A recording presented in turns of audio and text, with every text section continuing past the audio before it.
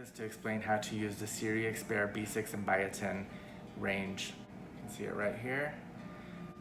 This range is for, it's in the coral pink color line.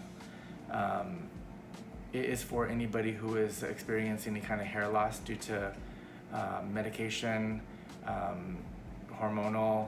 As we age, our hair can get thinner and feel a little bit less vibrant. So there is a shampoo in the range and there is a conditioner.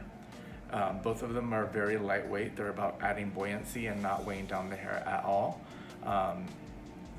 If you take biotin as a supplement, a lot of times your body will use what it needs for the vital organs, and then it might not reach the hair, skin, and nails. And so with this range, we're getting this applied to our actual scalp.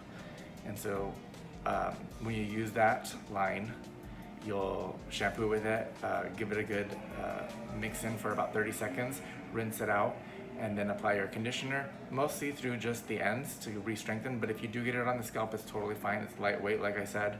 It's not going to do anything to weigh it down or add or lose any volume. So that's how you use the shampoo and conditioner. Watch my next video to see how to use the leave-in treatment.